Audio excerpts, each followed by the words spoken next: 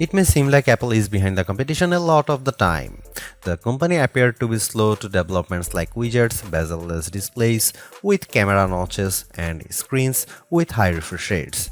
And with the iPhone 16 Pro, it appears to once again be late to the party, bringing generative AI features and a real button for the camera to its 2024 flagship. But if you will allow me to play therapist for a moment, I think it's not that Apple is slow, I think Apple is cautious, perhaps overly so. Caution on its own isn't a bad trait, in fact, it could be considered thoughtful rather than rushed to the cutting edge with its peers. Apple delivers, usually finding a slightly different approach that is often an improvement on what's out there. Just look at the Vision Pro headset or Apple Silicon, or even the iPod, the iPad, and the AirPods, which were far from the first of their kind when they launched. With the iPhone 16 Pro, the focus is on cameras and Apple Intelligence. The problem is Apple Intelligence isn't quite here yet. We can test some features in the developer beta that's currently available, but that's not necessarily the same as the experience the public will get when the update rolls out in October. It's not unprecedented for new iPhones to launch without some marquee features, sure, and thankfully there is still plenty that the iPhone 16 Pro brings. From camera control, the Fusion camera, and other video related updates to slightly bigger displays and iOS 18, the iPhone 16 Pro and Pro Max are intriguing successors, even absent the wanted intelligence features that are still to come. Even if you are not a glutton for buttons, there are still some camera updates that might intrigue you. This year's flagships sport what Apple calls a 48 megapixel Fusion camera, which has a faster quad pixel sensor. This enables what the company describes as zero shutter lag, which is wording it has used repeatedly over the years. In this case, it's referring to how quickly the camera will capture a shot after you press the shutter button. I will admit I was initially confused by this update, in part because it requires relearning some behaviors I had adopted to mitigate the shortfalls of older cameras. Basically, the iPhone 16 Pro's cameras are now so fast that when I asked someone to throw something so I could capture it in motion to see how still the images were, my shots ended up being of the person holding the object. Our video producer and I were very confused, and it wasn't until the zero shutter lag concept was explained clearer to me that I got it. I had become used to pressing the shutter early, since cameras, in my experience, would be fractions of a second slow. Apple has become so fast that it actually captured the literal moment I tapped the button instead of the split second after, when the object was in mid-air. Depending on your mood, the new photographic styles can be fun or serious. Apple's tweaked the built-in camera filters to not only offer more options but give you greater control. Due to how the company has refined its processing each year, there is also an improved depth map captured when it detects a face in the scene. This, combined with a greater focus on color science around skin tone, has led to what might be my favorite new iPhone 16 feature. Whether I shot them in portrait mode or not, photos of people what I took using the iPhone 16 Pro were a dream to edit. Simply switching between the standard, natural, luminous, quiet, or ethereal styles already resulted in improvements to be colors and shadows, but I could also tap on each thumbnail to access the new editing touchpad and drag a dot around.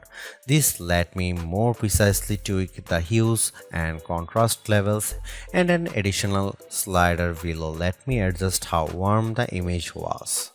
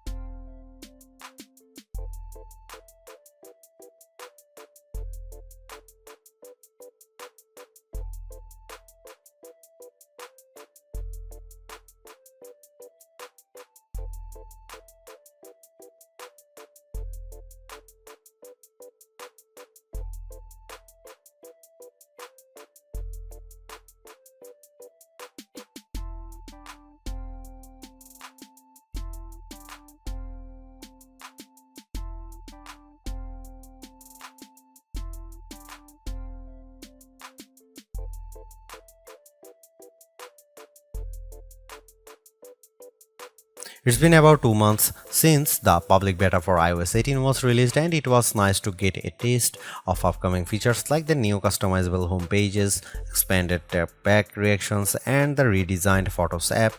With the iPhone 16 launch, iOS 18 is basically ready for prime time with some caveats. This year, more than ever, it's hard to figure out what's coming to your iPhone and what isn't.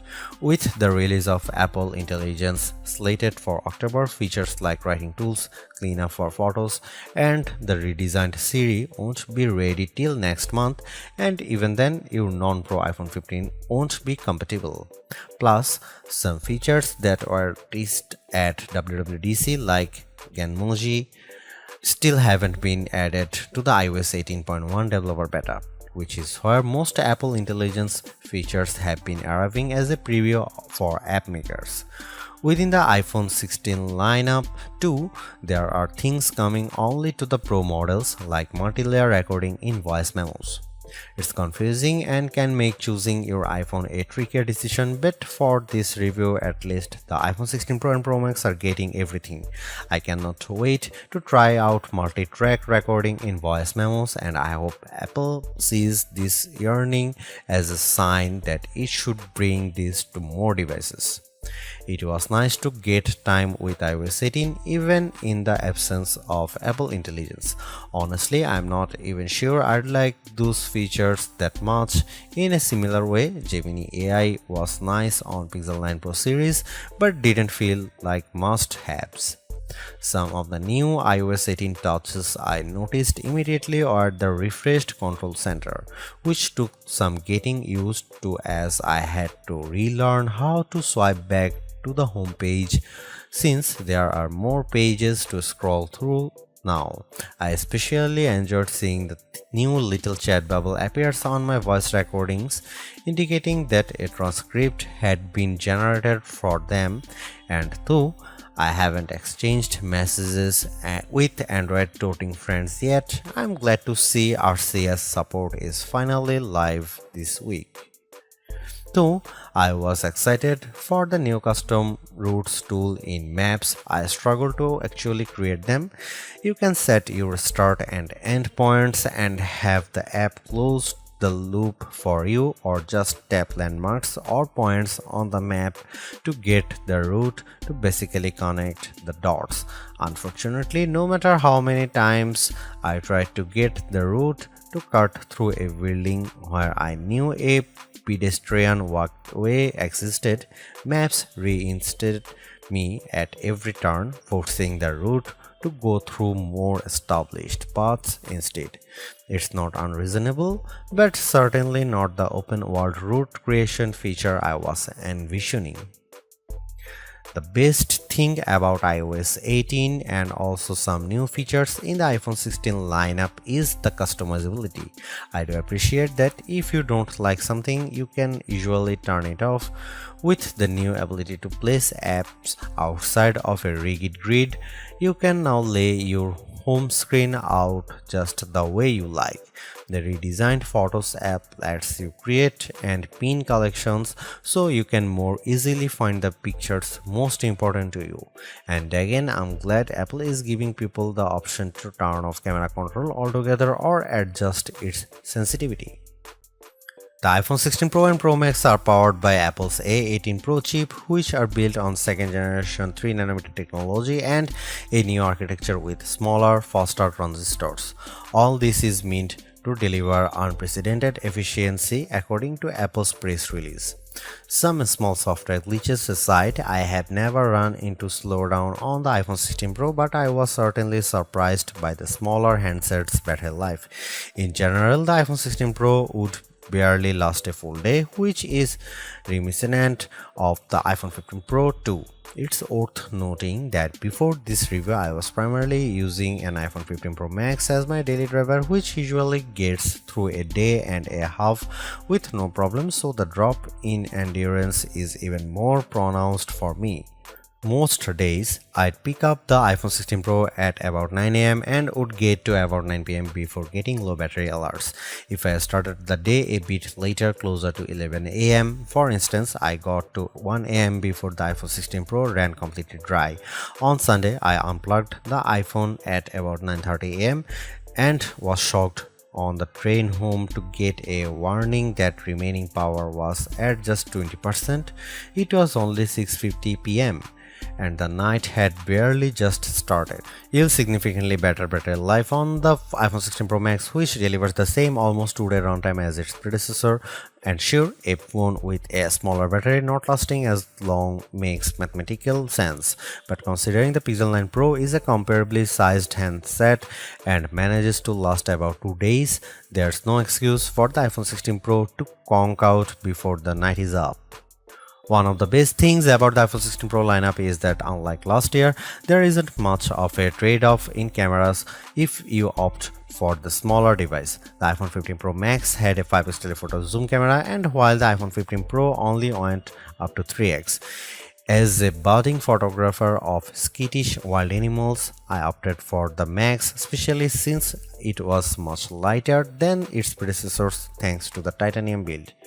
With the iPhone 16 Pro having essentially the same camera system as the Pro Max, I thought it was time for me to go back to a size that was much easier on my hands. Alas, with the disappointing battery performance, I might just have to stick with the Max, and you might too. There is also the non-Pro iPhone 16 models to consider, and just as there are fewer differences than ever between the Pro and Pro Max, the trade-offs aren't as significant this year either. Apple brought the previously Pro exclusive action button on the iPhone 16 and 16 Plus, while also including the camera control on its less premium phones. The main things that set the two lines apart this year are processors, screen quality, camera sensors, and onboard mics. You will lose support for Pro RAW photos and multi-layer recording by opting for the cheaper devices too. Otherwise, you will still have all the iOS 18 and Apple Intelligence features coming to the Pros, as well as spatial audio recording, which enables the audio mix I described in the camera section earlier. Apple's caution is sometimes warranted, especially at a time when mistrust of AI-generated content runs rampant.